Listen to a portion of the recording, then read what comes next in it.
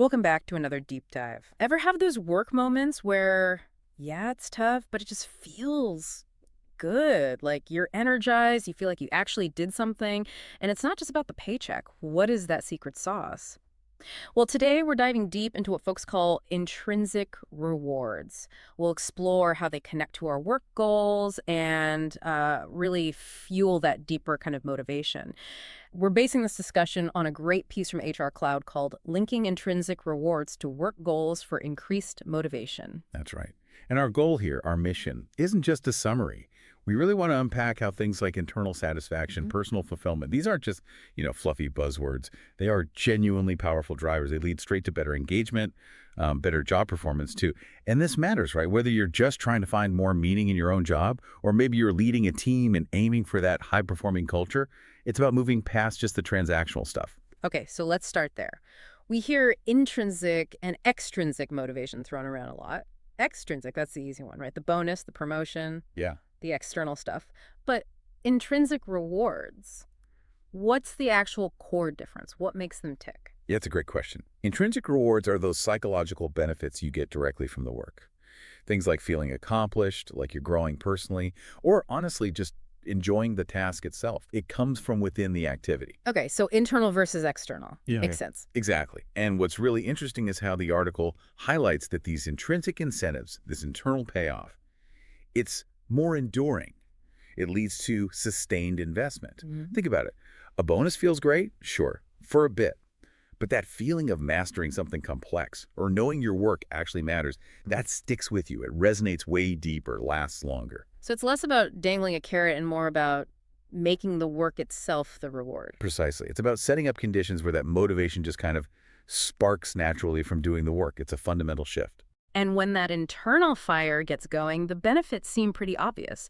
The article mentions that aligning these intrinsic rewards with what employees are aiming for doesn't just boost motivation. It actually pushes people to hold themselves to higher personal standards and strive for excellence. It becomes personal, not just transactional. Totally.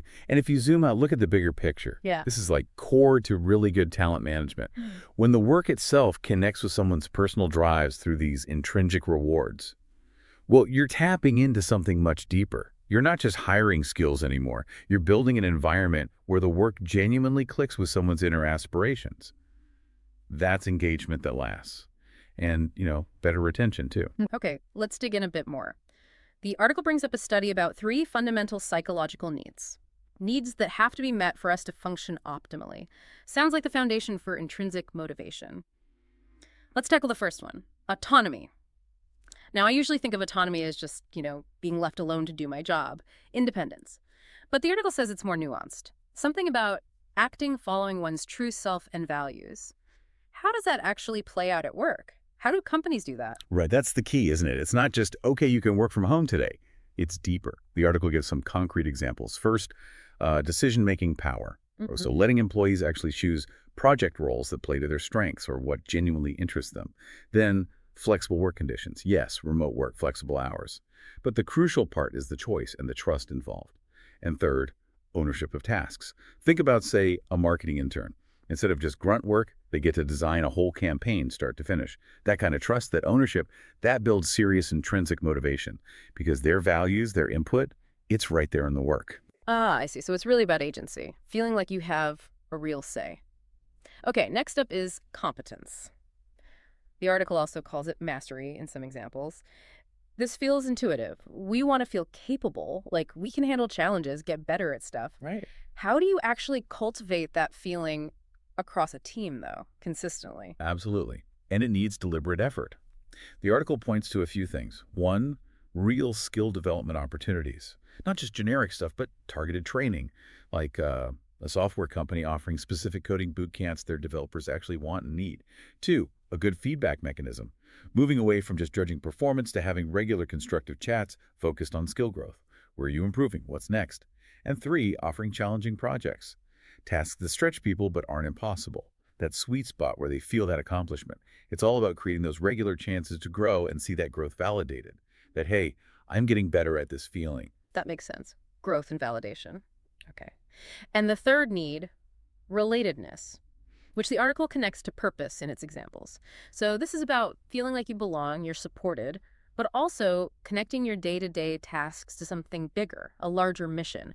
How do companies make that link feel real, not just like a poster on the wall? Yeah, this is where organizations can really make a difference. It's about weaving a shared story. First step, consistently communicating organizational goals. Not just in an annual meeting, but regularly. Show people how their specific work fits into the mission, like a hospital reminding everyone, finance, cleaning crew, everyone, how they support patient care. Second, involving employees in goal setting. Let them have a voice in shaping team or department goals, gives them ownership. And third, highlighting impact stories. Share concrete examples of how the team's work made a real difference for a client or the community. That reinforces the meaning behind the work, makes people feel part of something important. Okay, so those three are like the psychological bedrock: autonomy, competence, relatedness. But then the article gives us 7 broader strategies, practical ways to link intrinsic rewards to work goals. Let's run through those. First one, set meaningful goals. This isn't just about metrics, is it? No, not at all. It's about alignment. When your daily tasks line up with your personal values, that's when you get that deeper level of career motivation. Meaningful goals provide more than just a target. They offer a sense of direction and purpose. Hmm. That leads to a much deeper sense of achievement when you hit them. It stops being just tasks and starts being contribution. It's a real game changer. Got it. Strategy 2 is encourage autonomy. We kind of covered this with the psychological needs, but it's clearly important enough to be its own strategy, giving people that freedom to choose how they accomplish their tasks. Exactly. And tying it back, this builds that sense of self-control, that feeling of responsibility and empowerment. When you feel trusted to figure out the how, you naturally become more invested in the what. It shifts the dynamic from just doing what you're told to genuine commitment. Number 3, provide regular feedback. Seems simple, but crucial. The article says it helps people assess how far they've come, understand their successes, and identify what they need to work on. It's like it needs to be an ongoing thing, not just an annual review. Oh, absolutely. Consistent affirmative feedback is vital because it directly builds employees' sense of accomplishment. It confirms their progress, gives them tangible proof they're mastering things, which, as we said, fuels that competence need. It's guidance, not just judgment, helping them build confidence and skill. Okay, strategy 4 really jumped out at me. Flexible choices and life milestones. Mm. It talks about flexible work being key, sure, but then it goes into supporting major life events. That feels different. It is different. And it asks, how can companies support these moments genuinely, not just ticking a policy box? The article gives some really insightful examples, like weddings. Someone in New York might need flexible afternoons for city vendors. Someone planning a rural wedding might need longer blocks of time off for travel. It's about tailoring it. Or tenure, recognizing 5, 10, 20 years with meaningful things, extra leave, development funds, public thanks, and education. Supporting degrees or certifications with tuition help or flexible schedules. The article makes a great point that employees getting this support bring back polished skills, fresh perspectives, and innovative ideas. These kinds of gestures, they really cement loyalty. They show the company values the whole person, not just the employee. That's really powerful, showing you see them as a person. Okay, Okay. strategy 5 is appreciation and recognition. Now, this mentions tangible rewards, bonuses, gift cards, time off. So it's not just intrinsic, but these tangible things can still tap into that internal feeling. That's the interesting part. These tangible acknowledgments, when done right, they do more than just reward. They help create a long-lasting relationship between the employer and the employee. They create memorable moments that motivate beyond financial incentives alone. It's about recognition that says, we see your effort, we value it, and it aligns with what we care about as a company. Yeah. It tells a story. I like that recognition that tells a story. Okay, number 6, foster a positive work environment. It zooms out again, doesn't it, to the whole culture. Things like cooperation, respect, and a sense of being part of the whole. Absolutely. Connecting this to the bigger picture, it's fundamentally about creating a space where people feel valued and respected. This ties directly into psychological safety, which we know is just essential if you want high performance, if you want innovation. People need to feel safe to speak up, take smart risks, even make mistakes without fear. That's when they Yeah. really engage. Makes total sense. You can't feel intrinsically motivated if you're constantly worried. And the final strategy, number 7, promote continuous learning.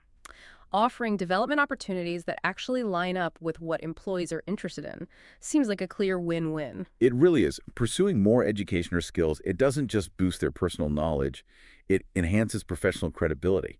which leads to more job satisfaction, maybe better career paths. And it's not just formal courses.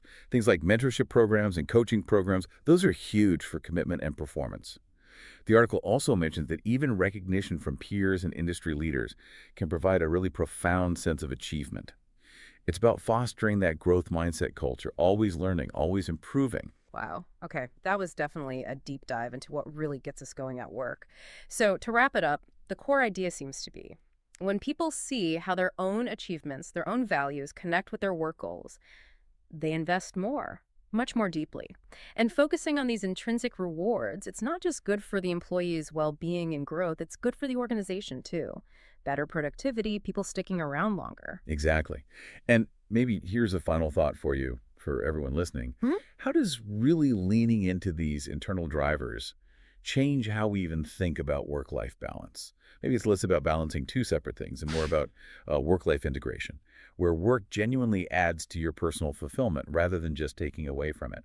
What could your work or your team's work actually look and feel like if these ideas were really embraced? Something to think about.